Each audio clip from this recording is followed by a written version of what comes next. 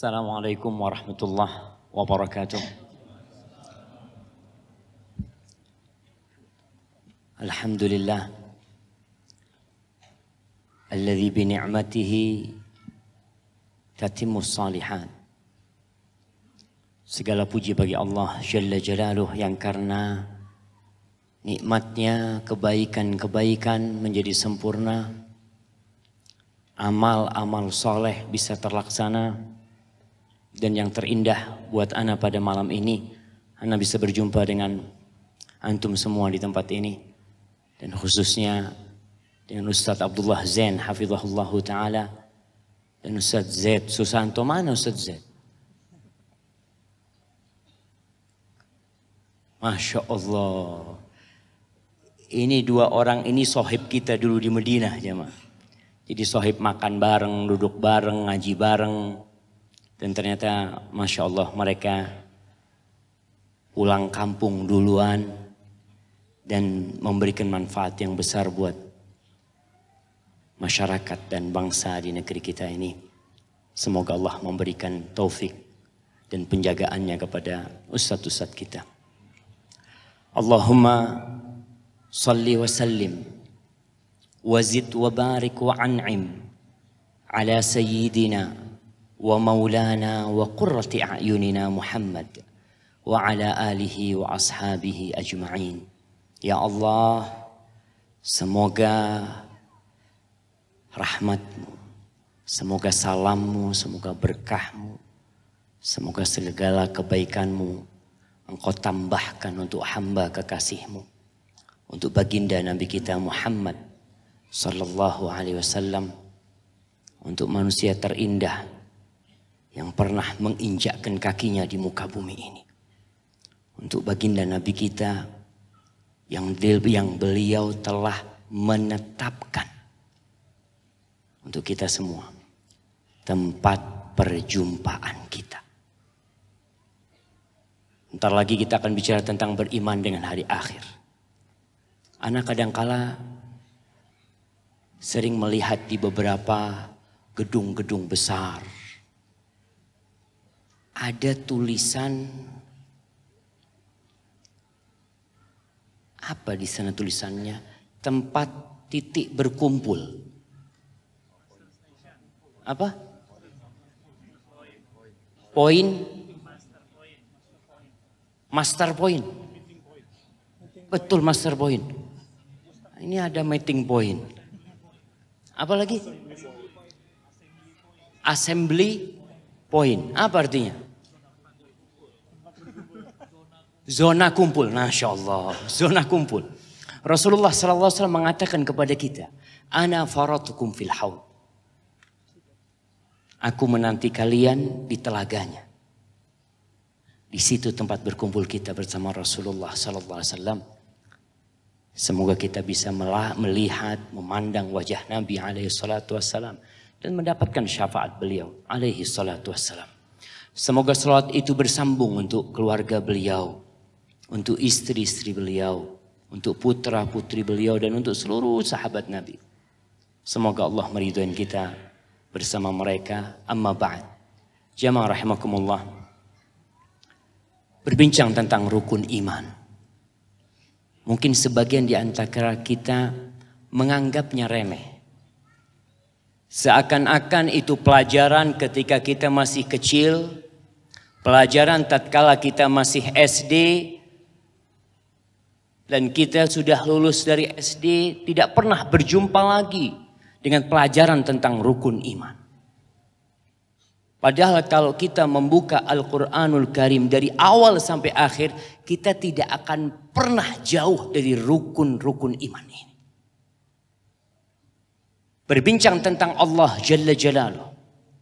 Tatkala seorang mengenal Tuhannya, tatkala dia tahu bahwa Allah penciptanya, tatkala dia faham dan yakin bahwa Allah Ar-Razzaq Dzul Quwwatil Matin, ketika dia tahu bahwa Allah Jalla Jalaluhu Ar-Rahman Ar-Rahim, Al-Ghafur Al-Karim, Al-Halim Al-Alim, Al-Khabir, Al-Azizul Jabbar, akan menjadikan hidup dia semakin berarti. Dia tidak takut apa-apa dalam kehidupan ini. Tapi banyak di antara kita yang tidak kenal sama Allah Jalla Jalaluh. Maka pelajari rukun iman yang pertama. Setiap mau tidur kita baca akhir dari surat Al-Baqarah. Kita mengatakan amanar rasulu bima unzila ilaihi min rabbihi wal mu'minun. Kullun amana billahi wa malaikatihi wa kutubihi wa rusulih. Itu 4 rukun iman. Setiap hari kita baca. Kita beriman dengan Allah. Kita beriman dengan malaikat-malaikatnya. Kita beriman dengan kitab-kitabnya. Sehingga kita tahu bahwa kehidupan ini ada aturannya. Allah turunkan kitab-kitabnya. Yang terakhir Al-Quranul Karim. Allah utus Rasul-Rasulnya. Sebagai penutupnya Nabi kita Muhammad alaihi salatu wassalam. Dan rukun iman yang kelima adalah al-iman bil yaumil akhir. Beriman dengan hari akhir. Jemaah semua dapat bukunya. Kalau nggak dapat bukunya kan ada PDF-nya. Udah di-share kan. Tapi di sini ana baca apa yang ditulis oleh Al-Ustaz Abdul Zain. Masya Allah. Kita tuh ketika membaca. Mungkin antum udah berulang kali membaca. Tapi tatkala antum kembali mengkaji tentang al-iman bil yaumil akhir. Akan bertambah iman antum. Antum semakin faham. Bahwa apa yang kita lihat dalam kehidupan ini akan hancur lebur. Lalu kenapa kita capek-capek membangun rumah kita di dunia. Kemudian kita tidak membangun rumah kita di akhirat. Beriman dengan hari akhir. Seringkali tadi disebutkan oleh Ustaz Edi. Dan ditulis di sini oleh Ustaz Abdullah Zain. Bahwasanya Allah Jalla Jalaluhu seringkali menggandengkan antara al-iman billah wal yaumil akhir. Kalau antum cari di mesin pencari Al-Quranul Karim. Billahi wal yaumil akhir. Paling tidak antum akan mendapatkan 19 kali. Allah sandingkan. Dengan billahi wal yaumil akhir. Yang pertama di surah Al-Baqarah. Ketika Allah berbincang tentang orang-orang munafik. Allah mengatakan wa minan nasi may yaqulu amanna billahi wa bil yaumil akhir wa ma hum bimu'minin. Ada manusia-manusia yang mengaku beriman dengan Allah dan hari akhir, tapi mereka pada dasarnya bukan orang-orang yang beriman. Karena ada konsekuensi dari beriman kepada Allah. Ada tuntutan ketika antum beriman dengan hari akhir. Dan ini yang dikupas ketika berbincang dengan beriman dengan hari akhir. Jemaah rahimakumullah, Ramadan berlalu yang kemarin. Sebagian di antara kita khatam Al-Quran 4 kali. Sebagian ada yang 5 kali. Sebagian ada yang 10 kali. Karena setiap 3 malam dia khatam Al-Quran Karim. Tapi ada sebagian di antara kita yang sama sekali tidak khatam Al-Quran Karim. Ada apa sebenarnya? Bukankah konsekuensi antum beriman dengan kitab-kitab Allah? Antum kaji Al-Quran Karim. Dan di situ Allah bahas secara detail tentang beriman dengan hari akhir. Selama 13 tahun Rasulullah SAW berdakwah di kota Mekah Al-Mukarramah. Poin yang ditekankan dalam dakwah beliau adalah beriman dengan Allah, beriman dengan Nabi SAW, dan beriman dengan hari akhir. Kalau antum melihat juz amma, ada berapa surat di juz amma? Jemaah, anak kasih hadiah. Mana hadiahnya kok hilang? Masya Allah. Ada berapa surat di juz amma?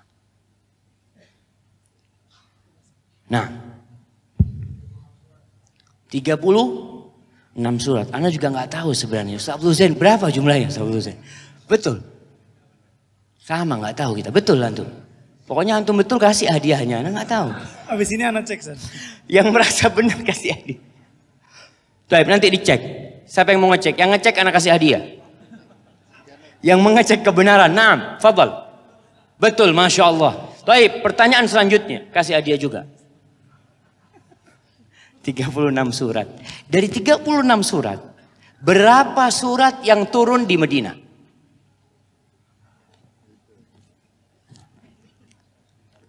Jemaah.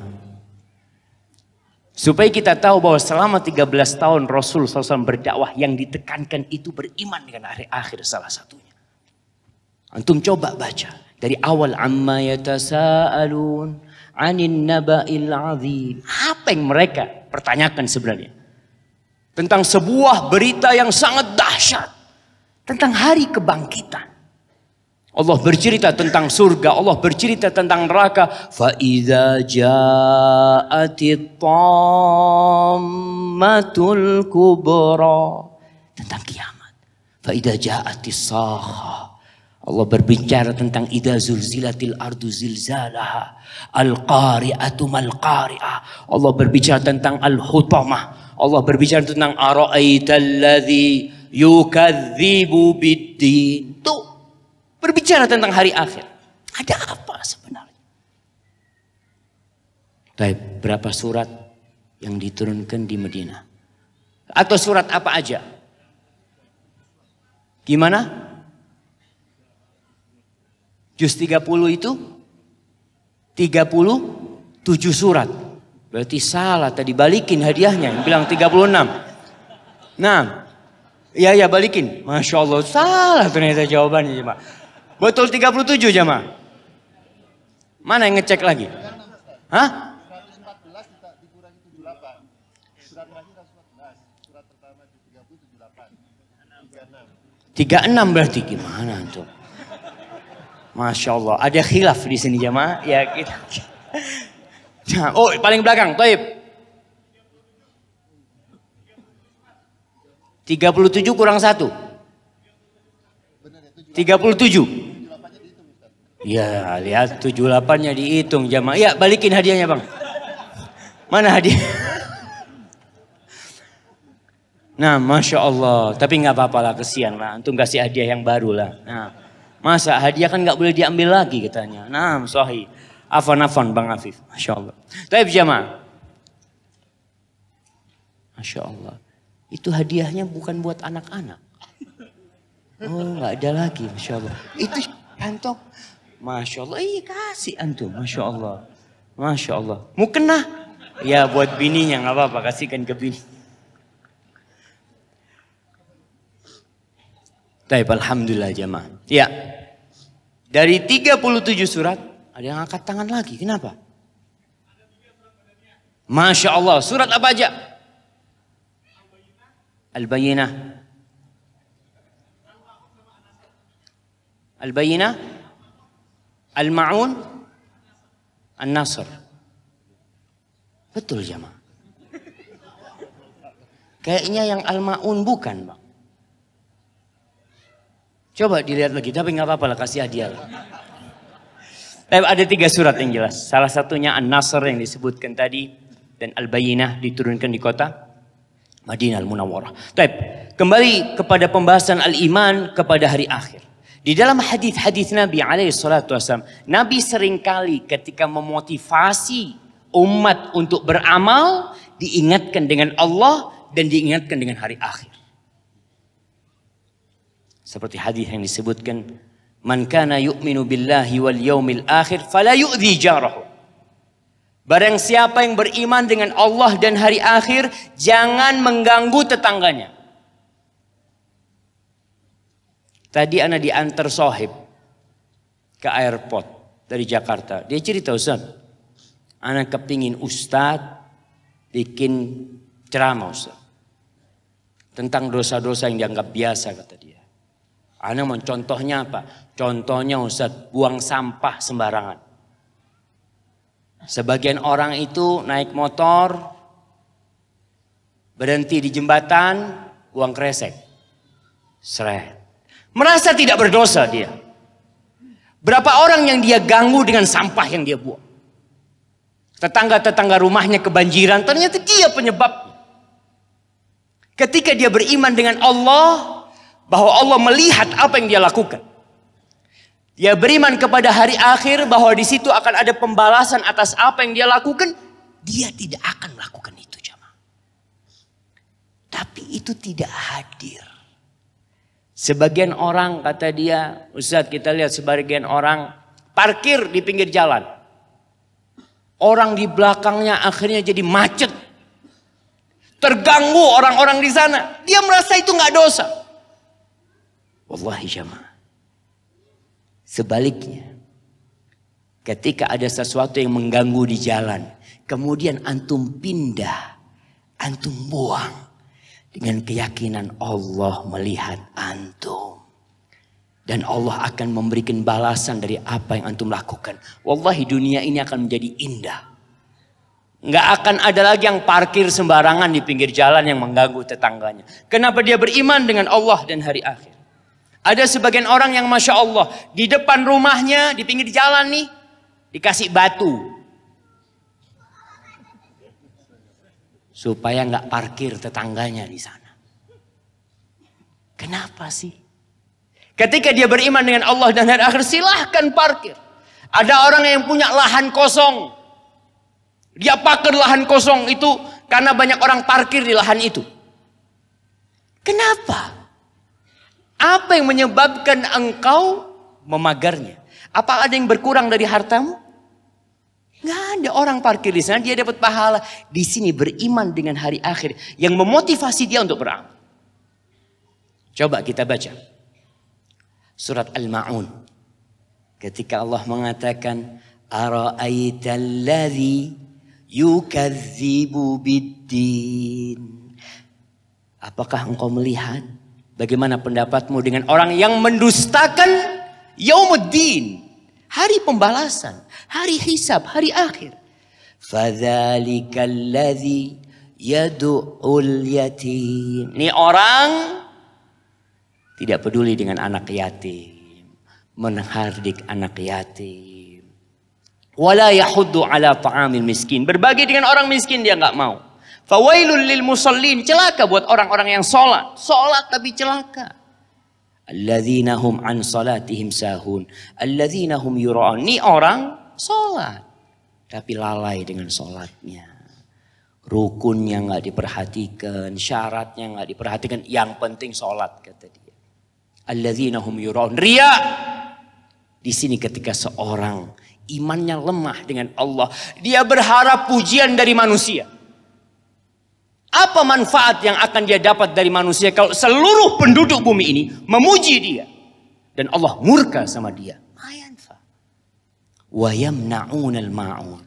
Dia menghalangi orang dari barang-barang bermanfaat. Yang seharusnya dia pinjamkan sama orangnya tanpa berkurang sesuatu apapun. Maka ingat, beriman dengan Allah dan hari akhir. Itu memotivasi kita untuk beramal. Apa sih yang membuat antum jam 3 malam bangun? Apa? Istri antum tidur. Anak-anak tidur. Antum keluar dari kamar antum. Menuju ke kamar mandi. Antum berwuduk di sana. Apa yang mendorong antum untuk berwuduk di tengah malam? Tidak ada satupun manusia yang melihat antum ketika itu. Lalu antum hamparkan sejadah. Antum mengatakan Allahu Akbar.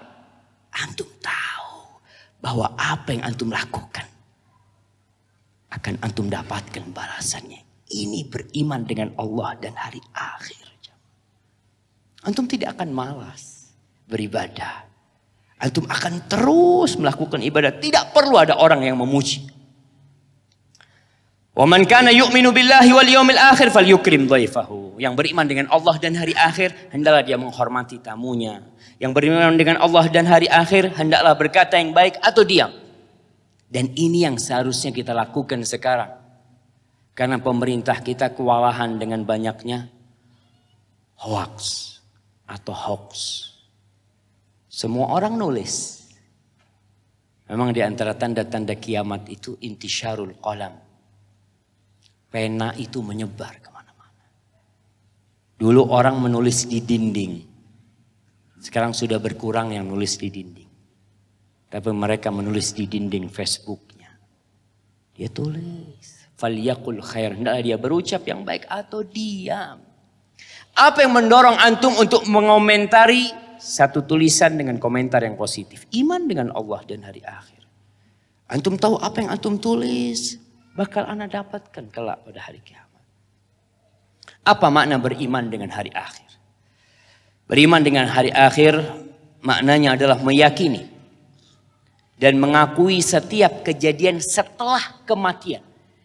Yang disebutkan dalam kitab As-Sunnah, setelah kematian. Apa yang akan terjadi ketika di kuburan? Karena ada sebagian manusia yang tidak beriman dengan adanya siksa kubur. Ada sebagian orang yang tidak beriman dengan adanya timbangan pada hari kiamat. Beriman dengan hari akhir artinya antum beriman dengan semua peristiwa yang terjadi setelah antum mati. Bagaimana ruh ketika dicabut. Kemana perginya ruh tersebut jamaah. Kemudian apa yang akan dirasakan oleh ruh ketika dikembalikan kepada jasadnya. Kemudian seberapa lama dia hidup di dalam kuburan. Apa yang terjadi dengan dia di alam kubur, di alam barzah. Kemudian beriman dengan adanya tiupan sangkakala. Terjadinya kiamat. Kehancuran semuanya. Dan jamaah. Kalau antum tahu. Antum punya usaha. Punya gedung. Ya 100 tingkat. Antum tahu kalau gedung ini bakal hancur jadi tanah. Setelah itu aku akan dimintai pertanggungjawaban tentang gedung tersebut. Aku akan dibangkitkan dari kuburanku. Digiring ke padang mahsyar. Kita beriman bahwa saya manusia berjalan menuju padang mahsyar dalam kondisi telanjang.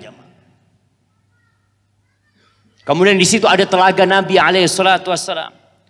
Di situ ada timbangan di mana amalan-amalan akan ditimbang di sana.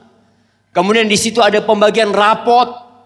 Kemudian di situ orang-orang akan melewati sirat yang berada di atas neraka jahanam. Yang Allah mengatakan wa in minkum illa wariduha.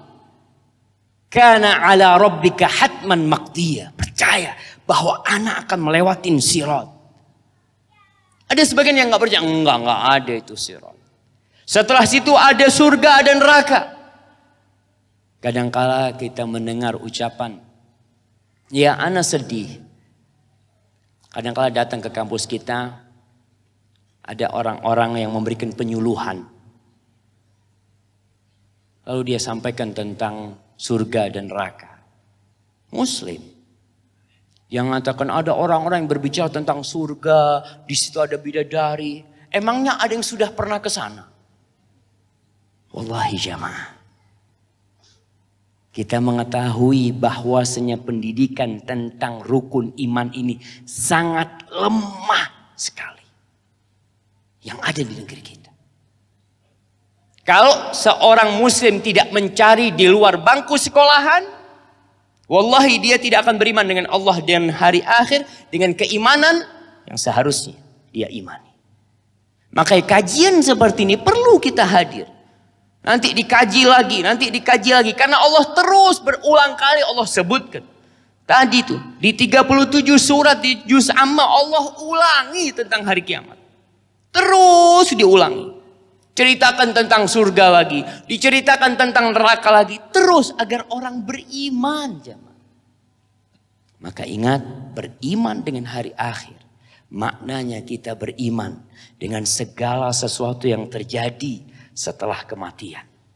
Yang pertama yang berkaitan dengan azab kubur.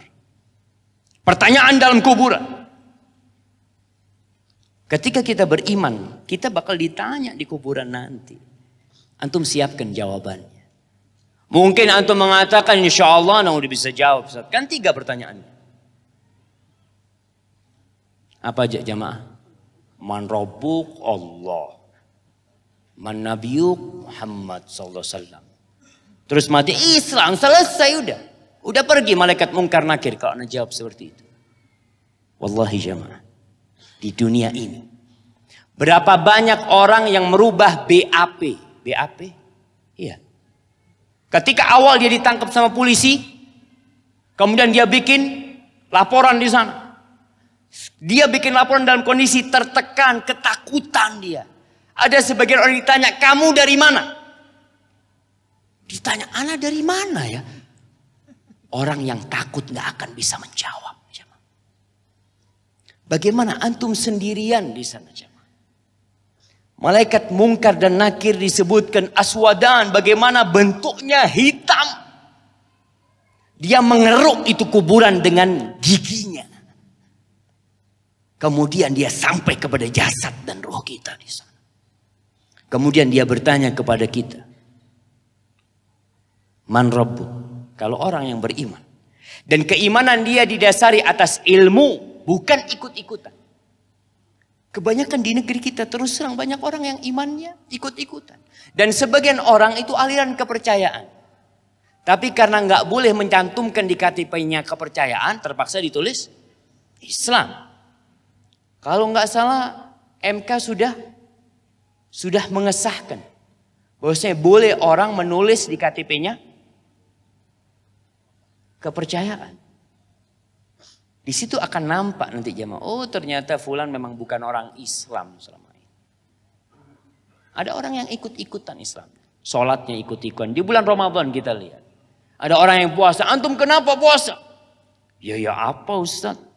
Di rumah semua puasa. Nggak enak anak nggak puasa. Wallahi kadang-kadang seperti itu. Mereka hanya ikut-ikutan belakang.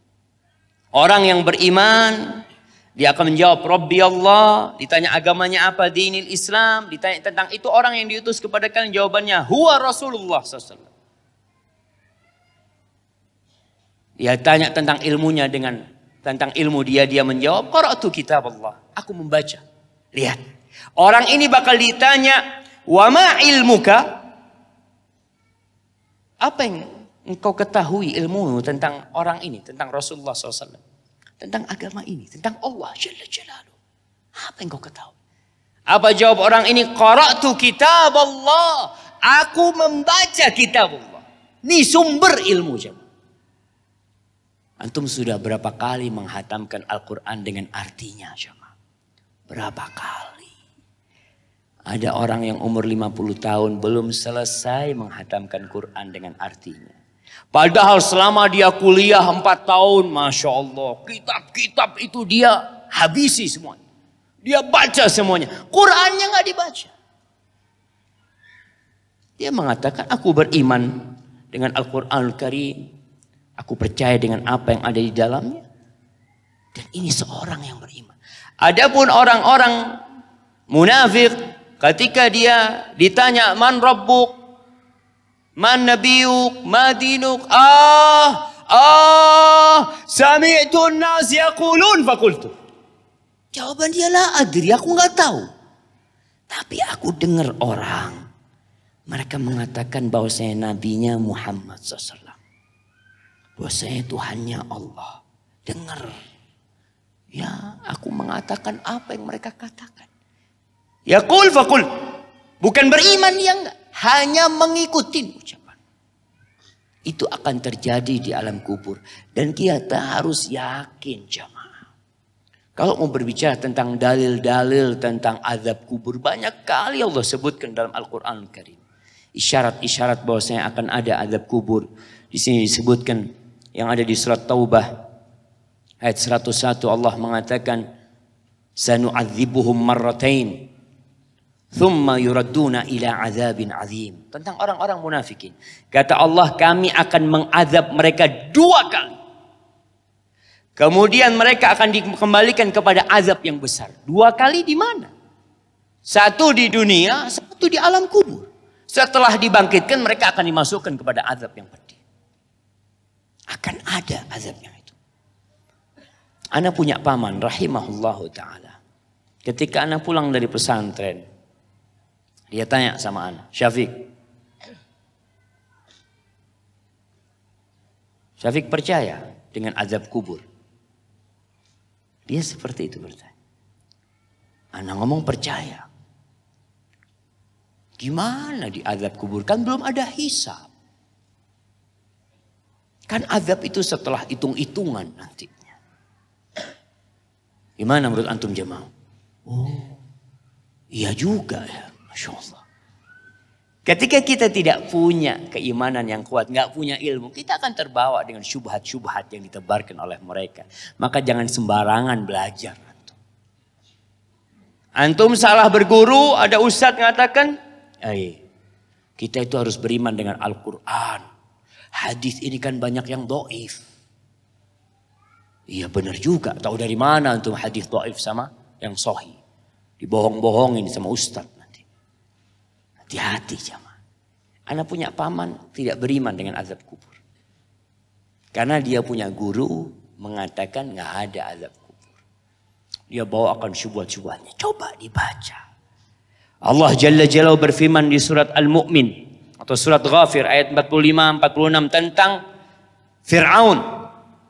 Allah mengatakan wa haqa bi ali fir'auna su'ul azab.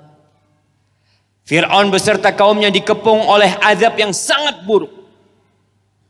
Di mana? Di kubur dia. Sekarang. An-naru yu'raduna 'alaiha ghuduwan wa 'ashiyya wa yawma taqumu as-sa'atu adkhilu ala fir'auna ashaddal 'adzab. Allah menceritakan bahwa kepada mereka dipertontonkan, diperlihatkan neraka pada pagi dan petang. Belum masuk neraka, belum. Nanti masuk nerakanya. Tapi azab itu sudah dipertontonkan. Orang jamaah, ketika dia melihat azab yang bakal menimpa dia, dia akan menderita. Dan penderitaan batin itu lebih dahsyat daripada penderitaan fisik. Ghuduwan wa isya, pagi dan petang ditampakkan kepada mereka. Wa yauma taqumu sa'ah, dan pada hari kiamat nanti baru itu Fir'aun bersama kaumnya dimasukkan kepada adkhilu ala fir'aun asyaddal adzab, dimasukkan kepada azab yang pedih nantinya, yang dahsyat buat mereka. Adapun hadis-hadis Nabi alaihi salatu wassalam, ya kita tiap hari. Antum kalau selesai tasyahud, antum baca doa apa? Allahumma inni a'udzubika min azabil qabr. Terus antum mengatakan enggak ada azab kubur. Antum baca doa itu. Ya baca, kan Nabi yang nyuruh baca. Antum percaya dengan azab kubur? Enggak percaya. Gimana antum berdoa dengan sesuatu yang antum tidak percaya? Tiap hari, tiap sholat, Rasulullah SAW mengajarkan kepada kita untuk berdoa. Allahumma inni a'udzubika min azabil qabr wa min azabi jahannam. Ada azab sebelum azab jahannam, yaitu azab kubur. Dan kita harus yakin seorang muslim. Hadis-hadisnya mutawatir yang menjelaskan tentang azab kubur. Kembali lagi kita harus belajar. Itu yang pertama. Kemudian berbicara tentang nikmat di dalam kuburan. Ada nikmat di sana. Jadi kalau bicara tempat istirahat jemaah. Orang yang soleh, istirahat pertama dia nanti di kuburan. Ketika dibentangkan kuburnya. Sekarang orang sibuk bangun kuburannya. Di Jakarta sebagian kuburan harganya berapa? Ada yang 100 juta? Ada yang 100 juta. Ada yang 200 juta mungkin. Ada yang kuburannya itu bisa buat ngopi. Sama keluarga, kan kopi di sana. Subhanallah. Kalau engkau benar ingin kuburanmu luas sepanjang mata memandang, maka sebelum meninggal dunia, ini beriman dengan hari akhir, dengan adanya nikmat di kuburan. Ketika orang ingin kuburannya pakai AC, apa yang harus antum lakukan? Cari masjid-masjid yang nggak ada AC-nya, antum pasangi AC-nya. Ustaz, masjidnya nggak mau, Ustaz. Kenapa nggak mau? Listriknya nggak kuat. Nah, antum bilang ana pasangin AC sama listriknya. Sampai kapan? Sampai ana mati. Antum pasangin. Ketika antum meninggal dunia, antum akan dapatkan apa yang antum kerjakan selama hidup ini. Faman ya'mal mithqala dzarratin khairan yarah. Antum akan dapatkan. Apa saja yang antum amalkan jemaah. Itu nanti akan ada seorang yang mendampingi antum di dalam kubur. Ketika dia amal soleh, dia akan dalam rupa wujud orang yang baik, yang indah. Karena kalau antum sendirian di sana nggak ada temannya susah.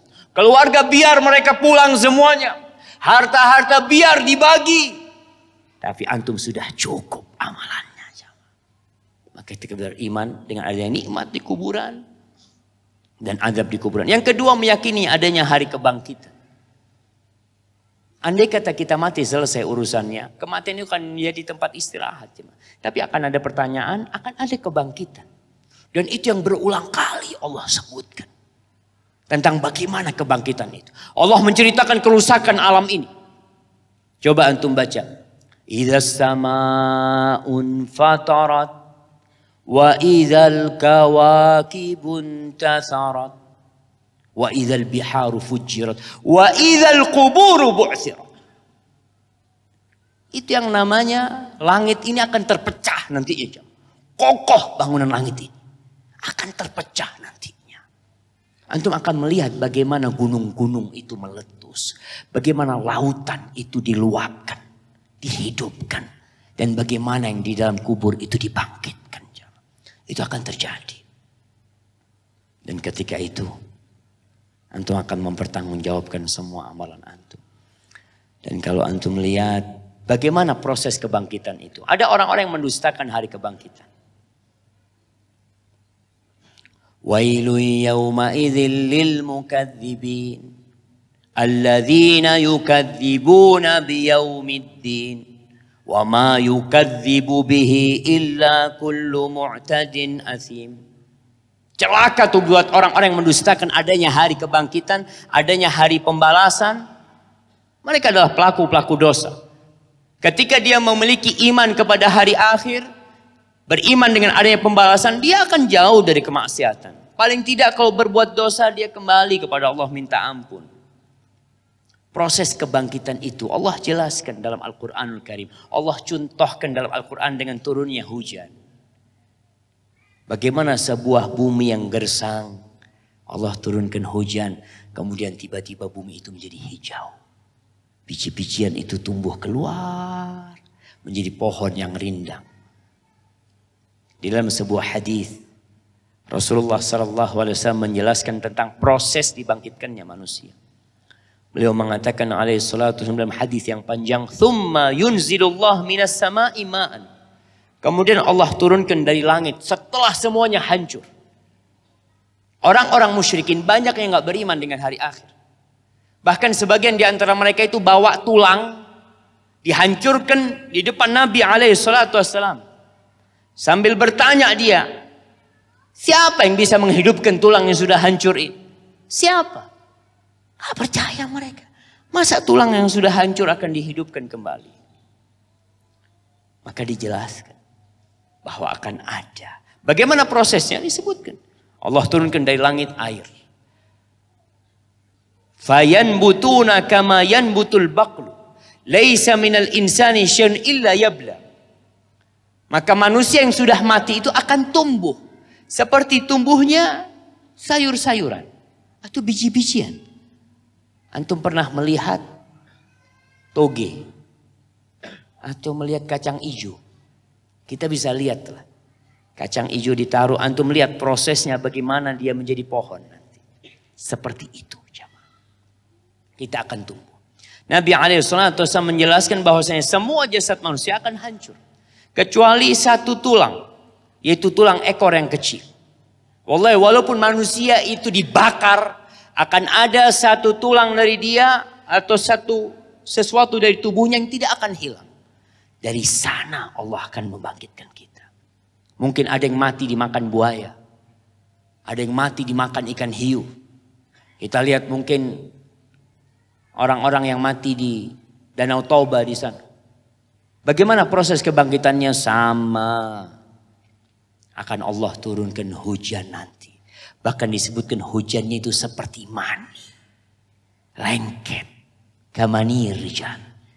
Turun disebutkan selama 40 hari dia turun. Sehingga di dalam tanah itu mulai tumbuh dia seperti tumbuhnya tadi. Kalau kita contohkan seperti kacang hijau yang tumbuh. Ketika itu sudah jadi manusia ini, akan ditiupkan sangkakala yang kedua. Thumma nufikha fihi ukhra fa idahum qiyamun yanzurun. Allah itu, malaikat Israel meniupkan sangkakala, ruh itu berlarian jemaah menuju kepada jasad-jasad mereka. Masuk kepada jasadnya masing-masing, kemudian mereka bangkit dari kuburannya. Dan ingat, semua akan dibangkitkan sesuai dengan amal perbuatannya. Nggak ada yang tersembunyi jemaah. Yauma idzin tu'raduna la takhfa minkum khafiyah. Nggak ada yang tersembunyi. Di sini kita bisa menyembunyikan amalan kita. Kita ini bisa duduk bareng karena tetangga kita nggak tahu dosa kita. Tapi nanti ketika antum dibangkitkan nampak, oh fulan nih maling ternyata fulan. Oh ini orang-orang yang sombong nih. Akan dihimpun dia seperti semut kecil di padang mahsyar. Oh ini fulan yang pernah korupsi, yang pernah mengambil tanahnya orang, dia akan bawa itu tanah. Ada yang bawa kambing kata Nabi sallallahu alaihi wasallam. Tapi ada yang dibangkitkan bertalbiyah pada hari kiamat. Keluar dari kuburan. Dia langsung mengatakan, labbaik Allahumma labbaik. Labbaik la syarika laka labbaik. Innal hamda wan ni'mata laka wal mulk la syarika lak. Siapa dibangkitkan seperti itu? Yang mati dalam kondisi berihram. Masih dalam ihramnya. Yang mati syahid akan dibangkitkan dalam kondisi darah itu ada di tubuhnya. Warnanya warna darah. Tapi aromanya aroma misik. Maka kita percaya dengan adanya hari kebangkitan. Ayah kita akan dibangkitkan. Anak-anak kita akan dibangkitkan. Kita pun akan dibangkitkan bersama mereka. Kemudian yang ketiga. Meyakini adanya hari penghitungan amal. Setelah dibangkitkan. Menuju ke padang mahsyar. Ada proses panjang di sana. Ada matahari yang mendekat. Bagaimana mereka tenggelam dalam keringatnya. Semua sesuai dengan amalannya. Jamaah. Semua sesuai dengan amalannya itu untuk urusan akhirat. Tapi untuk urusan dunia tidak. Pembagian rizki di dunia ini bukan sesuai dengan amalannya. Tapi sesuai dengan ujian yang Allah berikan kepada kita. Ada orang gak pernah lulus kuliah. Kaya raya dia. Ada orang gak pernah meletakkan keningnya di bumi Allah. Gak pernah sujud. Gak pernah datang ke masjid. Yang dimakan riba. Haram yang dia makan. Tapi Ustaz. Masya Allah Ustaz. Rizkinya lancar banget Ustaz. Pembagian di dunia ini bukan dengan amal. Karena ingatkan kembali kadangkala kita nih. Kita ada makan durian ya. Mana Abu Tako? Ada, sudah. Oh nanti malam. Nanti malam tuh makan durian. Kadang-kadang ada teman yang telat datang. Dapat durian yang udah ya. Yang udah ujung-ujungnya itu jam. Fadol. Anak kok tinggal ini. Ya tergantung amalnya mas. Enggak. Tergantung rizkinya kalau di sini. Amal tidak. Tapi untuk urusan di akhirat. Itu tergantung dengan amalnya. Maka orang yang melewatin sirat biqadri amalih. Orang yang dalam pembagian cahaya biqadri amalih. Orang yang tenggelam dalam keringatnya biqadri amalih. Semua sesuai dengan amalannya. Kalau di dunia enggak. Makanya antum jangan terpangu melihat fulan kaya raya. Masya Allah ya. Sebagian orang juga kita lihat jamaah. Ketika dia susah, Masya Allah, soft pertama. Sholat soft pertama. Kenapa? Punya utang.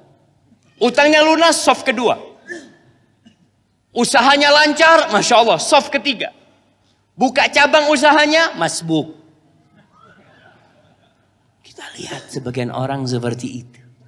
Ini pembagian dunia ujian, hati-hati. Makanya Allah mengatakan, wa nablukum bisyarri wal khairi fitnah. Wa ilaina turja'un. Kita tuh ngasih ujian sama kalian dengan kebaikan dan keburukan. Itu semuanya fitnah, ujian.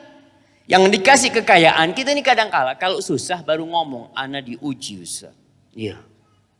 Ketika dikasih kekayaan, Ya Alhamdulillah Ustaz. Sejak ana hijrah, sejak ana mendekatkan diri kepada Allah, rezeki ana semakin lancar Ustaz. Itu juga ujian. Antum akan mendapati nanti. Sukses enggak antum dalam ujian tersebut? Sebagian orang sukses dalam kesusahan. Diuji susah, sukses. Bangun malam dia. Sebagian yang belum nikah, Masya Allah. Jam 3 bangun minta jodoh. Setelah menikah, nggak ada lagi qiyamul lail. Ketika bangun malam mau sholat dipanggil sama istrinya. Bang, dingin banget bang, nggak usah lah. Antum bisa lihat kita nih. Antum sebelum menikah dan setelah menikah. Bagaimana kondisi antum. Tapi ada orang-orang yang lulus dalam ujian tersebut. Setelah menikah, dia sebelum menikah minta jodoh. Dikasih jodoh yang awalnya sholat malamnya 5 rakaat. Dikasih jodoh jadi 7 rakaat sholatnya. Dia tambah tuh. Bisa 11 rakaat dia sholat malam. Ana ingat pesan Syekh Ibn Utsaimin rahimahullahu ta'ala. Dalam satu kajian dia mengatakan, jamaah masa antum gak bisa bangun malam? Setengah jam lah tiap malam. Kata dia. Ketika ana dengar wasiat beliau, ya Allah masa gak bisa jamaah? Itu tuh jamaah, ujian dari Allah. Tidur enak, tapi antum bangun karena beriman dengan Allah dan hari akhir. Jadi meyakini dengan adanya perhitungan amalan. Bagaimana proses penghitungan amalan itu? Kita lihat bahwasanya nanti ada pembagian kitab.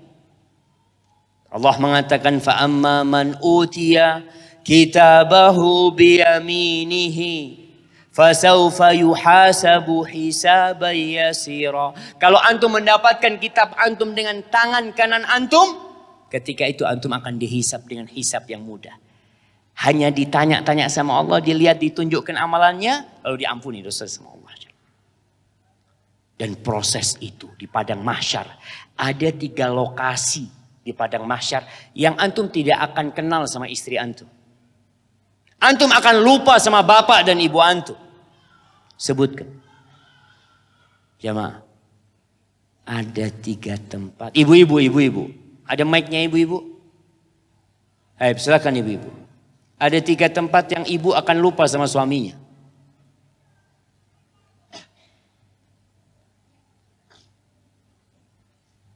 Masya Allah. Sebagian ibu-ibu itu jangan di padang mahsyar. Di dunia lupa sama suaminya kadang-kadang. Tapi ini ada yang benar-benar lupa. Yang akan diingat hanya nafsi. Dia akan berpikir cuma dirinya sendiri. Baik, tafadhal disebutkan. Karena hadiahnya udah mau kena ini katanya. Ada mic di ibu-ibu? Harusnya ada. Seharusnya ada. Masya Allah. Tafadhal. Oh ini mic-nya di sebelah sini. Silakan ibu-ibu.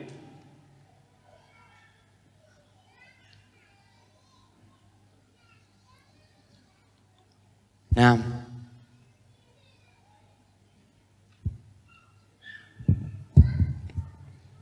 Nah, panitia akhwat silakan dikasih mic-nya kepada ibu-ibu.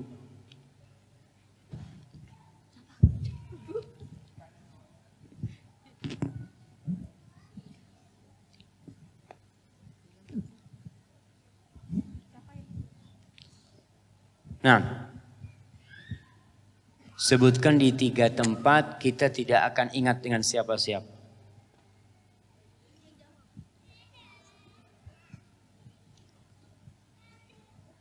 Ini berkaitan dengan iman, dengan hari akhir. Antum harus persiapan ketika itu.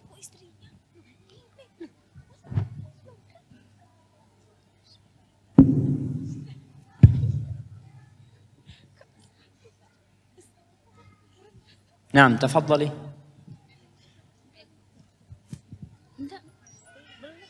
Antum udah bawa hadiahnya kayak bisa jawab aja mereka.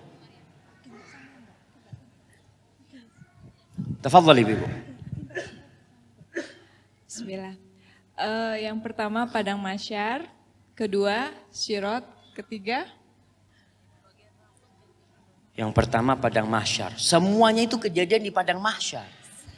Nah betul, di padang mahsyar itu ada 3 tempat. Betul tadi dikatakan sirat, ya itu yang terakhir. Ketika orang menyeberangi sirat nggak ada antum mikirkan siapa-siapa. Antum hanya memikirkan diri antum sendiri. Yang kedua, Telaga Rasulullah. di telaga Nabi SAW. Wah, di telaga bisa kenal sama Nabi SAW di sana kita.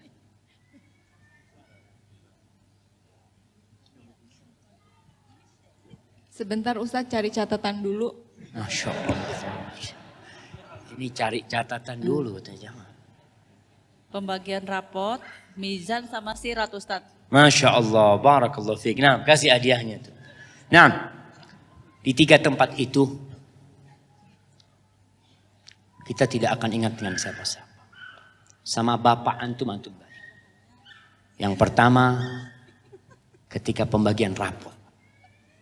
Sampai antum tahu dengan tangan kanan atau dengan tangan kiri antum menerima rapot tersebut. Ketika Allah mengatakan orang yang mendapatkan dengan tangan kanannya, fa amma man utiya kitabahu biyaminihi fayaqul ha umqra'u kitabiyah. Orang yang mendapatkan kitabnya dengan tangan kanan di situ akan berteriak, dia mengatakan, ha umqra'u kitabiyah, nih kalian baca kitabku. Kalian baca catatanku. Kenapa dia bisa mengatakan hal itu? Dia mengatakan inni dhanantu anni mulaqin hisabiyah. Aku yakin kalau aku akan dihisab. Yakin dia jamaah. Keyakinan dengan adanya hisab ini yang membuat seorang beramal jamaah. Siap dia meninggalkan semua yang haram. Antum tahu sebagian orang diajak berzina. Kemudian dia mengatakan enggak, aku takut sama Allah. Dia takut sama Allah karena akan ada hisab jamaah. Inni dhanantu anni mulaqin hisabiyah. Orang yang seperti fahuwa fi 'ishatir radiyah fi jannatin 'aliyah. Baik, setelah itu ketika ditimbangan akan ada timbangan. Allah mengatakan wa nadha'ul mawazinal qist liyaumil qiyamah fala tudlamu nafsun syai'a. Kami akan meletakkan kata Allah timbangan-timbangan yang adil. Neraca-neraca yang adil. Antum pernah melihat neraca yang menjadi simbol keadilan? Ada 2 daun timbangan yang biasanya dipegang tuh. Seperti itu kelak timbangan. Allah akan letakkan timbangan-timbangan keadilan. Yang akan ditimbang itu antum akan ditimbang. Antum akan ditimbang. Sebagian orang di dunia memiliki fisik yang besar, kuat, gagah, perkasa. Tapi nanti akan berada di timbangan, ya Allah, nggak ada bobotnya sama sekali. Ketika di timbangan orang akan lupa dengan siapa-siapa. Dia hanya ingat dengan dirinya sendiri. Abdullah bin Mas'ud radhiyallahu taala anhu. Dia sosok sahabat yang kurus kerempeng. Kecil orangnya. Miskin orang. Suatu hari Abdullah bin Mas'ud radhiyallahu taala anhu dia mengambilkan dahan untuk siwak untuk Nabi alaihi salatu wassalam. Dia naik pohon arok. Datang angin berhembus ya. Namanya orang kurus, kemudian dia goyang-goyang tersingkap betisnya. Para sahabat tertawa pada waktu itu. Nabi melihat para sahabatnya tertawa. Alaihi salatu wassalam. Lalu beliau mengatakan, mimma tadhakun. Apa yang membuat kalian tertawa? Di sini para sahabat sadar. Kalau mereka melakukan kesalahan dengan tertawaan mereka. Lalu mereka mengatakan, min diqqati saqaihi ya Rasulullah. Atau min khumusati saqai. Dari kecilnya betisnya Abdullah bin Mas'ud radhiyallahu ta'ala anhu. Wallahi jamaah. Ada orang-orang mungkin yang antum kau lihat, antum nggak peduli sama dia. Ini bukan orang yang terkenal. Ini orang yang miskin, yang pakaiannya mungkin tidak layak untuk antum berteman dengan dia.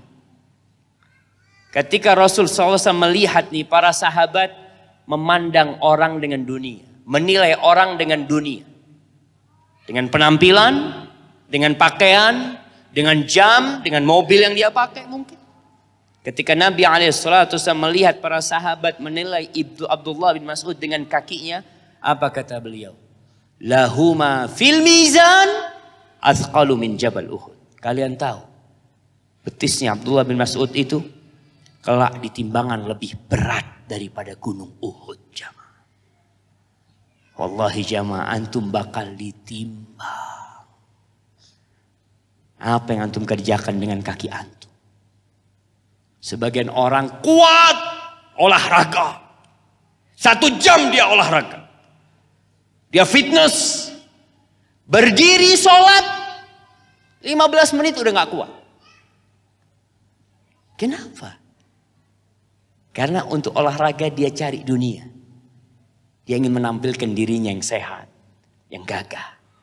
Tapi untuk berdiri di hadapan Allah itu butuh iman. Kalau kaki antum bakal ditimbang. Tangan antum bakal ditimbang. Tubuh antum akan ditimbang. Kitab antum akan ditimbang. Amalan antum akan ditimbang. Wallahi sebagian orang mungkin bersodakoh 1 miliar, 2 miliar. Antum akan tahu bobot dari amalan antum di timbangan nanti. Ikhlaskah antum atau tidak? Makanya kita itu diuji. Ayyukum ahsanu amala. Siapa di antara kalian yang paling baik amalannya? Bukan yang paling banyak. Maka nanti di timbangan kita akan tahu. Allah mengatakan fa'amma man thaqulat mawazinuhu fahuwa fi 'ishatir radiyah wa amma man khaffat mawazinuhu fa ummuhu hawiyah. Tapi selesai di timbangan, mereka digiring menuju ke neraka jahanam. Mereka semua akan melewati sirat. Ada yang masuk surga tanpa hisab, tanpa azab, tapi semuanya melewati sirat. Karena lokasi surga Allah itu setelah orang-orang melewati sirat. Kita yakin dengan adanya sirat yang berada di atas neraka jahanam. Kemudian meyakini dengan adanya surga dan neraka. Jamaah, kenapa antum datang ke hotel ini? Apa yang ditawarkan sama Abu Taqwa di hotel ini? Apa yang ditawarkan? Ada kamar full akses. Ada kamar yang biasa. Ada kamar yang di lantai 2. Ada kamar yang di lantai 3. Antum membayar sesuai dengan yang antum inginkan. Dan antum merasakan, oh makannya kurang enak mungkin kadang-kala. Nggak sesuai dengan yang anak bayar ini. Maka antum pelajari tentang surga Allah Jalla Jalaluhu. Yang antum akan dapatkan jauh lebih besar daripada yang antum bayar. Di surga Allah. Ketika seorang sahabat sodakoh 1 ekor onta. 1. Ya sekedar. Mungkin orang kalau antum sedekah 1 ya digantiin 2, digantiin 3. Ini sahabat datang membawa seekor onta. Dengan pelananya lengkap siap untuk berjihad di jalan Allah. Rasulullah SAW mengatakan kepada dia, laka biha yaumal qiyamati sab'u mi'ati naqah kulluha makhtumah. Engkau akan mendapatkan kelak pada hari kiamat 700 ekor onta. Itu yang akan ada di timbangannya. Semuanya pakai pelan. Maka kita harus yakin dengan adanya surga dan neraka. Apa yang antum berikan di sini, antum akan dapatkan di sana. Pada waktu perang Badar, Rasulullah SAW mengatakan kepada para sahabatnya, Qumu ila jannatin arduhas samawati wal ard. Kalian semua bangkit menuju surga Allah yang luasnya seluas langit dan bumi, jemaah. Wallahi jemaah, orang yang terakhir masuk surga itu akan mendapatkan 10 kali lipat dunia ini. 10 kali lipat orang yang paling kaya, raja terkaya di dunia ini. Itu orang yang terakhir masuk surga. Sahabat ini disuruh menuju surga yang luasnya seluas langit dan bumi. Kita sering kali mendengar tentang surga. Tapi kadang-kadang tidak tergerak hati kita untuk berbuat dan beramal. Untuk mencari surga Allah. Sebagian orang kalau dikasih penawaran dunia langsung. Investasi. Antum kasih 100 juta, tiap bulan dapat 30 juta. Tiap bulan dapat 20 juta.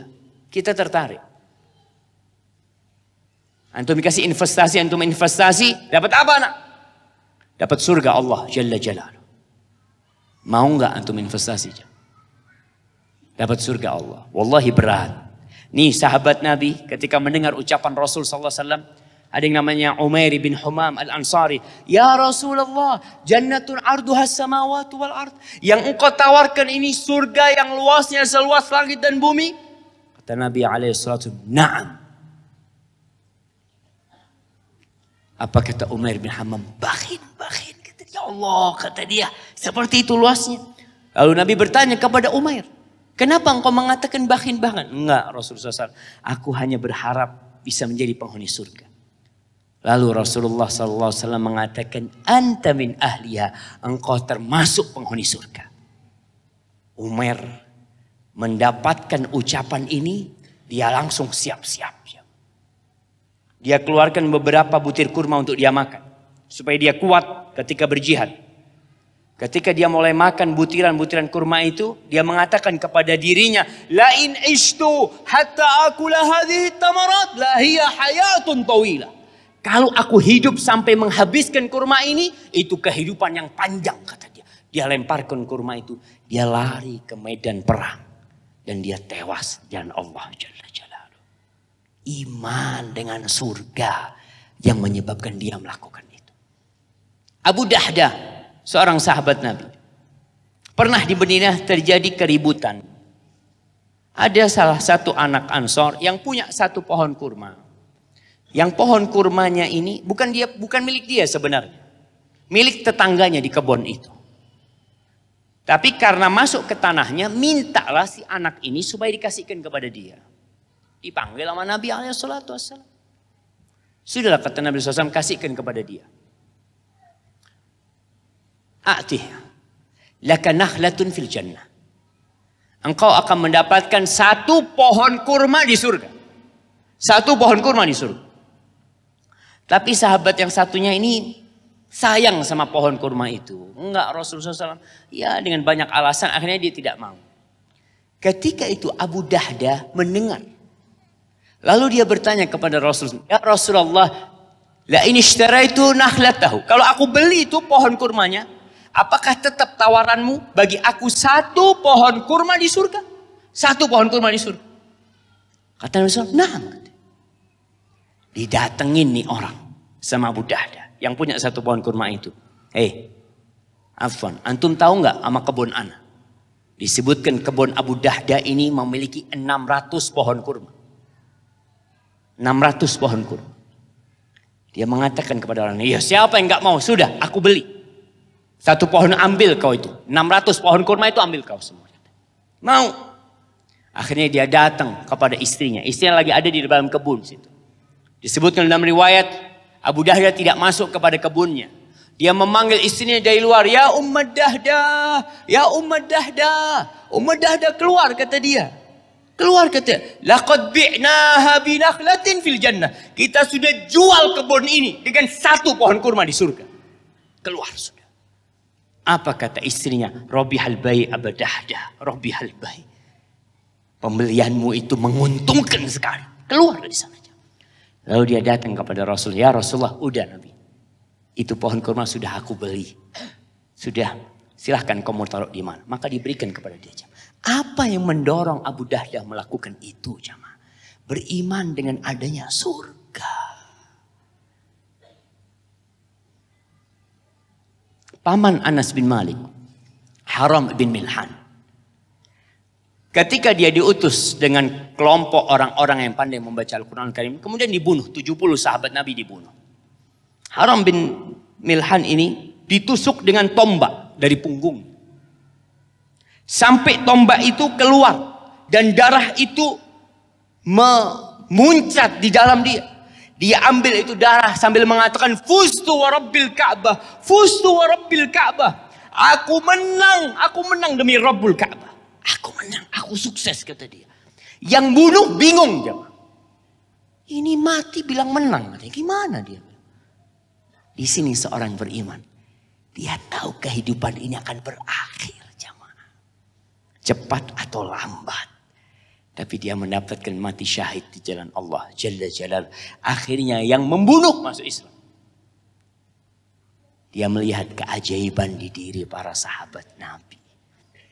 Maka jamaah rahimakumullah, ketika kita beriman dengan hari akhir ini, kita akan termotivasi untuk beramal soleh.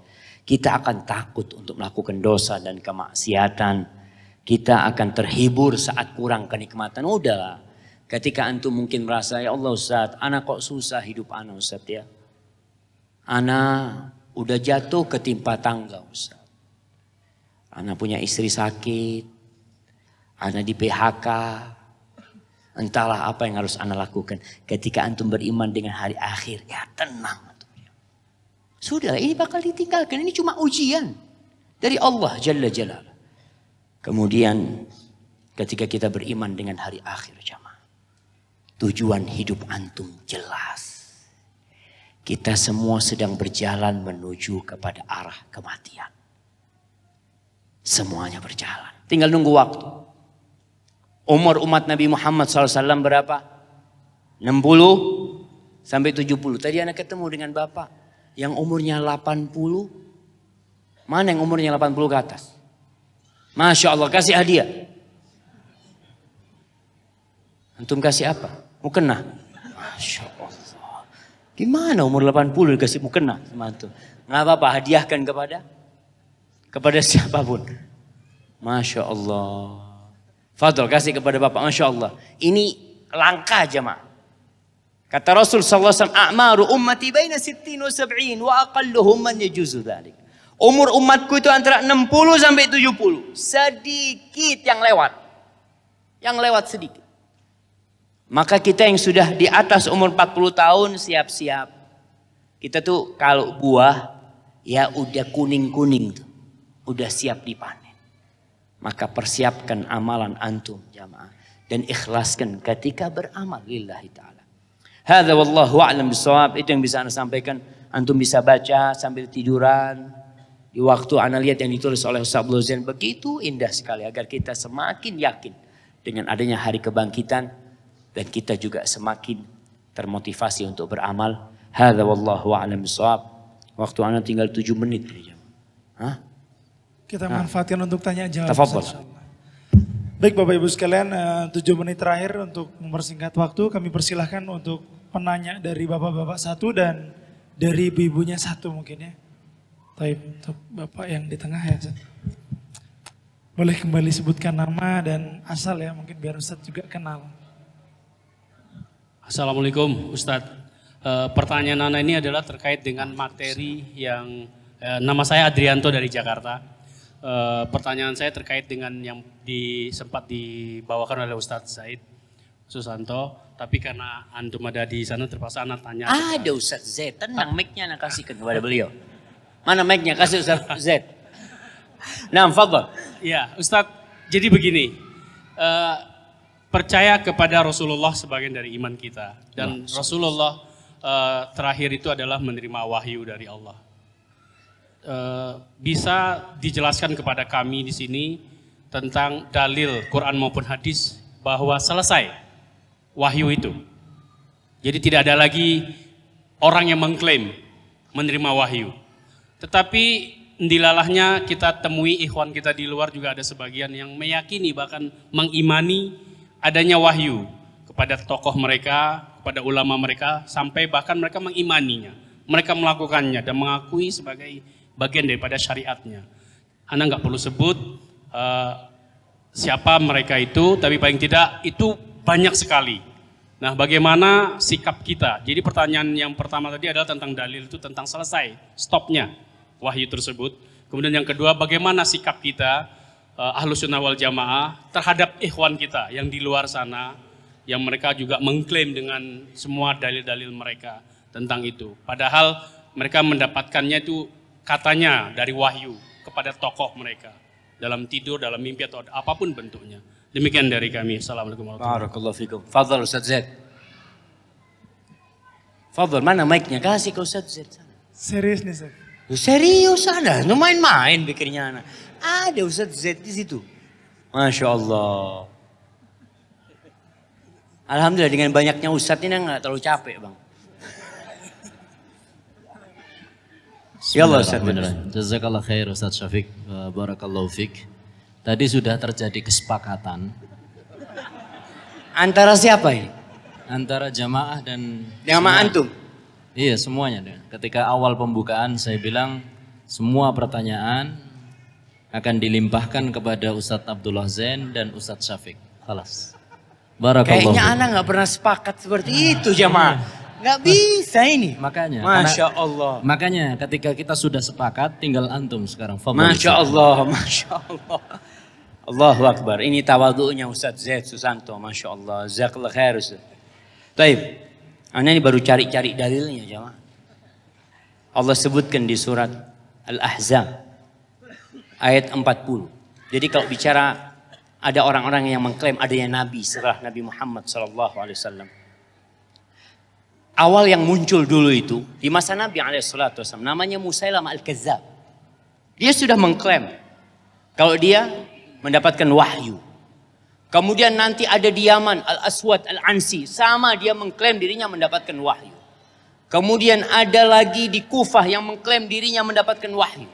Dia mengatakan aku mendapatkan wahyu. Ketika itu kalau nggak salah ada seorang sahabat yang ditanya sama dia, apakah engkau percaya aku mendapatkan wahyu? Kata sahabat, percaya. Engkau mendapatkan wahyu, iya. Karena Allah mengatakan, syayatinul insi wal jinni yuhi ba'duhum ila ba'din zukhrufal qawli ghurura. Ada setan-setan dari bangsa jin dan manusia yang memberikan wahyu. Ya ini kepadamu ini wahyu. Dapat wahyu dia, tapi dari setan wahyunya. Jadi orang-orang yang mengklaim bahwasanya dia adalah nabi, di Cianjur ada nabi, mengaku Nabi Idris. Itu sampai MUI kewalahan. Yang diberatkan sama MUI bukan nabinya. Kalau nabinya memang orang kurang waras. Gitu. Yang berbahaya ini pengikutnya. Kok bisa percaya? Pernah di Jakarta ada nabi juga, siapa namanya? Bukan nabi, rasul itu jemaah. Ahmad Musaddiq. Itu pengikutnya ada enggak? Oh pengikutnya pakai dasi jemaah. Orang-orang berduit pengikutnya. Ada lagi yang mengaku menjadi titisan Maryam. Anaknya titisan Isa alaihissalam. Siapa namanya? Lia Eden. Itu anak pernah sampai ke rumah. Sampai ke rumahnya anak ketemu jubirnya waktu itu. Itu lulusan IAIN. Lulusan IAIN. Kita tanya nih, kita masih kuliah di Lipia. Mas, maaf antum kok bisa percaya kalau dia itu Maria? Iya, pengalaman batin kata dia. Aduh, repot sudah. Kita mau pakai dalil apa? Allah sebutkan di surat Al-Ahzab ayat 40. Maka Muhammadun aba ahadim min rijalikum walakin Rasulullah wa khataman nabiyyin. Allah sebutkan bahwa Nabi Muhammad SAW itu adalah utusan Allah dan khataman nabiyyin. Penutup nabi-nabi. Nggak ada lagi udah nabi. Makanya orang yang mengklaim dirinya nabi sudah terbantahkan. Tadi kenapa kita bicara rukun iman? Iman kepada Allah. Iman kepada malaikatnya. Iman kepada kitab-kitabnya. Iman kepada Rasul-Rasul. Di sini kita percaya. Kita akan tahu oh ternyata sudah selesai. Dan terbukti sepanjang sejarah, mereka yang mengaku nabi hilang. Ditelan oleh sejarah itu sendiri. Nggak ada. Walaupun sekarang dipopulerkan. Yang mungkin yang masih bertahan sampai sekarang itu Ahmadiyah. Kenapa? Siapa yang tahu? Hadiahnya masih ada. Nah, kenapa Ahmadiyah masih bertahan? Musailamah Al-Kadzab selesai. Al-Aswad Al-Ansi selesai. Nabi-Nabi Ahmad Musaddiq yang anggap selesai juga. Tapi Ahmadiyah masih bertahan. Jamaah, kenapa jamaah? Mana yang mau jawab? Fadhal. Kasih mic-nya. Mana mic-nya jamaah? Nih dah. Bismillah. Karena meyakini bahwa nanti akan muncul Nabi yang bernama Ghulam Ahmad. Nabi terakhir. Siap, kasih hadiahnya nggak apa-apa. Jadi masih ada Nabi terakhir lagi. Antum percaya? Enggak kan, alhamdulillah jemaah. Karena di balik Ahmadiyah ini Inggris jemaah. Inggris. Antum kalau tahu bagaimana eksisnya Ahmadiyah ini di Inggris. Itu mereka punya TV yang biayain Inggris. Karena memang Ahmadiyah boneka Inggris yang dibangun di mana? Yang dibikin di mana? Di India. Salah satu yang menjadi targetnya adalah menafikan jihad fisabilillah. Nggak ada jihad. Ya udah ini penjajah ini kan takdir Allah memang datang sudah. Kita terimalah. Itu dulu. Makanya sampai sekarang bertahan karena ada yang membiayain mereka. Tadi salah satunya Inggris. Barakallahu fikum. Itu pertanyaan pertama. Pertanyaan kedua, fadhal. Oh, kelanjutan, ini ada lanjutan tadi. Betul, mereka yang ulama yang dapat wahyu itu tadi. Syayatinul insi wal jinni, mereka dapat wahyu dari setan-setan. Mereka mendapatkan wahyu tersebut. Bahkan jamaah kalau kita membaca, ada wahyu yang didapatkan karena faktor politik.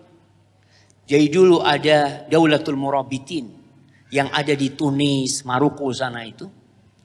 Jadi ada penguasa yang ingin menguasai daerah tersebut.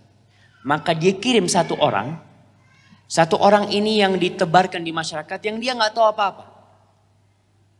Orang bodoh, orang sakit-sakitan. Setelah bertahun-tahun orang kampung itu kenal bahwasanya orang ini orang nggak waras, tahu-tahu dia hafal Quran. Padahal dia sudah hafal Quran sebenarnya.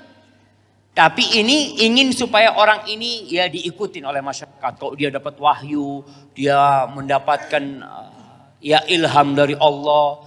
Kalau dalam ceramahnya dia mengatakan antum harus mengikuti pemimpin fulan, ini itu. Ternyata memang ada yang ingin kekuasaan dan kedudukan. Jadi kalau bicara, kalau dikatakan mungkin bisa kasih contoh. Siapa sebenarnya yang dimaksudkan tadi? Yang dapat wahyu itu. Dari IPB. Oh, India, Pakistan, Bangladesh. Oh enggak, mereka tidak mengklaim wahyu, enggak. Tidak. Kalau yang ditanya itu tentang Jama'atut Tabligh, mereka tidak mengklaim mereka dapat wahyu, enggak. Cuma mereka mendapatkan ya ilham lah kata dia, mimpi mungkin untuk berdakwah dengan cara seperti itu. Kalau wahyu tidak. Maka jangan sampai kita salah mengklaim mereka, menganggap mereka dapat wahyu lah. Sama sekali tidak sebenarnya. Jadi mungkin mereka mendapatkan ilham atau bagaimana tentang tata cara yang dianggap oleh mereka itu benar dalam berdakwah. Itu aja. Tapi kalau wahyu tidak jamaah. Seperti itu. Hadza wallahu a'lam bishawab. Nah, silahkan pertanyaan yang kedua. Pertanyaan kedua kayaknya dari ibu-ibu dulu. Oh, dari ibu-ibu. Biar adil. Masya Allah. Nanti di yang sana ngambek-ngambek. Silahkan. Tadi mic-nya sudah ada di sana sepertinya, Ustaz. Nah, tafadhali. Kalau tidak ada, kita lempar ke ikhwan, Ustaz. Ada ibu. Tenang antum. Ampun, Ustaz. Nah, ini kayaknya Ustadz Edi kelaparan jamaah dia. Tenang, makanannya masih ada kan? Ya, silahkan. Bismillahirrahmanirrahim. Assalamualaikum warahmatullahi wabarakatuh. Waalaikumsalam warahmatullahi wabarakatuh. Saya Ibu Helmi dari Jakarta, Pak Ustadz. Idem nih saya dengan penanya pertama. Saya ingin menanyakan materi dari Ustadz Zaid tadi siang. Kebetulan tadi tidak ada sesi tanya Jadi jawab. Ustadz Zaid ini meninggalkan banyak pertanyaan. Masya Allah. Nah, silahkan. Materi yang beliau sampaikan tadi rukun iman ketiga dan keempat. Yang ingin saya iman kepada kitab Allah. Yang ingin saya tanyakan kepada beliau atau Ingat boleh pada diwakilkan. beliau. Iya. Nah, alhamdulillah Ustadz Zaid ketawa-ketawa. Mengapa di dalam Al-Quran disebutkan ahlul kitab kepada orang-orang yang Yahudi dan Nasrani? Apakah karena mereka ahli merubah kitab? Sehingga mungkin dengan pengakuan itu mereka ketagihan sampai sekarang ingin merubah-rubah kitab kita. Nah, itu saja pertanyaannya. Kenapa itu mestinya di stigma ya, dicap bahwa pekerjaan mereka itu tidak benar, tapi kok di dalam Al-Quran itu disebutkan bahwa mereka itu sebagai ahli kitab gitu. Terima kasih. Wassalamualaikum warahmatullahi wabarakatuh. Waalaikumsalam warahmatullahi wabarakatuh. Bismillah, ana akan berusaha untuk menjawab. Kalau salah mungkin Ustaz Z nanti bisa memperbaiki jawaban ana. Ya, berkaitan dengan sebutan ahlul kitab. Kalau kita melihat di dalam Al-Quranul Karim, orang-orang kafir ini dibagi dua. Satu yang mereka musyrikin, yang mereka tidak mendapatkan kitab. Yang kedua adalah orang-orang yang mendapatkan kitab. Dan Allah menyebut mereka ahlul kitab. Qul ya ahlul kitab. Katakan wahai ahlul kitab. Para ulama menjelaskan dalam tafsir-tafsir mereka, bahwa ketika Allah memanggil ahlul kitab dengan ahlul kitab, panggilan ini paling tidak mendorong mereka untuk beriman kepada Allah dan Rasulnya. Antum nih udah dapat kitab. Antum nih baca di kitab antum. Akan ada Nabi Muhammad SAW. Antum baca. Masa antum masih kufur? Maka Allah memanggil mereka dengan ahlul kitab karena mereka memang mendapatkan Alkitab. Mereka mendapatkan Taurat, mereka mendapatkan Injil. Dan panggilan itu paling tidak untuk merangsang mereka agar mereka mau beriman kepada Allah dan Rasulnya. Tapi Allah sebutkan dalam Al-Quran kalau mereka sudah kufur. Di surat Al-Bayyinah Allah sebutkan hal itu. Innalladzina kafaru min ahlil kitab wal musyrikin fi nari jahannam. Allah sebutkan sesungguhnya orang-orang yang kafir dari ahlul kitab. Artinya ada ahlul kitab yang beriman kemudian masuk Islam. Mereka beriman dengan kitab mereka. Mereka tahu bahwa di dalam Taurat disebutkan akan ada nabi. Disebutkan dalam Injil. Allah sebutkan wa mubasyiran bi rasulin ya'ti min ba'di ismuhu Ahmad. Dia baca dalam kitab itu. Jadi ada yang beriman dari ahlul kitab, maka mereka akan masuk surga. Bahkan mereka akan mendapatkan pahala 2 kali, double. Karena mereka beriman dengan kitab sebelumnya, kemudian mereka beriman dengan Rasul sallallahu alaihi wasallam. Jadi panggilan Allah ahlul kitab kepada orang-orang Nasrani dan Yahudi, salah satunya memang untuk menarik mereka agar mereka kembali kepada keimanan yang selama ini mereka imani. Bahwasanya akan ada nabi penutup. Jamaah antum tahu kenapa orang-orang Yahudi kok hijrah ke Madinah? Rasulullah sallallahu alaihi wasallam sebelum datang ke Madinah, Madinah itu sudah penuh sama orang Yahudi. Kenapa? Karena dalam kitab mereka dapati bahwa Nabi akhir zaman itu akan hijrah ke satu tempat yang di situ banyak pohon kurma. Maka mereka berpikir kemungkinan tempat itu adalah Madinah atau Khaybar. Yang di situ banyak pohon kurma. Makanya di Madinah banyak kabilah Yahudi dan di Khaybar banyak kabilah Yahudi. Dan orang-orang Yahudi di Madinah, setiap kali mereka ribut dengan orang-orang Arab dari suku Aus dan Khazraj, mereka selalu mengancam orang-orang Aus dan Khazraj. Tuh akan datang Nabi sebentar lagi. Yang zamannya sudah dekat. Yang dengan Nabi itu kita akan memerangi kalian. Akan membantai sekalian. Qatla Thamud wa 'ad. Seperti pembantaian terhadap kaum Thamud dan 'ad. Itu terus dia ucapkan kepada orang-orang Ansor. Masih kafir orang-orang Arab ini. Maka ketika mereka berangkat haji. Mereka berjumpa dengan Rasul SAW. Lalu Nabi mendakwain 6 orang cuma jamaah yang didakwain sama Nabi SAW. 6 orang lagi tahlul didakwain sama Nabi SAW. Ketika Nabi menceritakan bahwa dia adalah utusan Allah Jalla Jalaluh. Dia diutus dengan Al-Quran Karim, dibacakan Al-Quran kepada mereka. 6 orang ini saling noleh. Dia mengatakan, ini kayaknya yang diceritakan sama orang-orang Yahudi. Cepat sebelum Yahudi beriman kita dulu beriman. Mereka beriman akhirnya. Jadi panggilan ya ahlul kitab itu tadi. Untuk mendorong mereka agar mereka lebih dekat dengan kita. Karena mereka membaca dalam kitab-kitab mereka tentang adanya Nabi. Akhir zaman tentang syariat-syariat yang ada di dalamnya. Hanya syariat itu diselewengkan oleh mereka dan Allah cela mereka. Allah cela mereka dalam Al-Quran di banyak ayat di surat Al-Ma'idah. Allah ceritakan bagaimana perubahan yang di surat Al-Baqarah. Bagaimana mereka yuharrifunal kalima an mawadhi'ih, dirubah-rubah tuh hukum-hukum Allah yang ada dalam Taurat dan yang ada dalam Injil. Hadza wallahu a'lam bishawab. Insyaallah tinggal satu pertemuan lagi besok pagi. Mudah-mudahan Allah memberikan kekuatan kepada kita jamaah agar kita bisa mengambil manfaat dari kajian ini, dan kalau bisa ya dibaca lagi. Baca lagi, dikaji lagi di kamar sama istrinya tentang permasalahan-permasalahan yang mungkin mengganjal, besok ditanyakan kepada ustadznya. Hadza wallahu a'lam bishawab wa sallallahu ala nabiyyina Muhammadin wa ala alihi wa sahbihi wasallam. Assalamualaikum warahmatullahi wabarakatuh.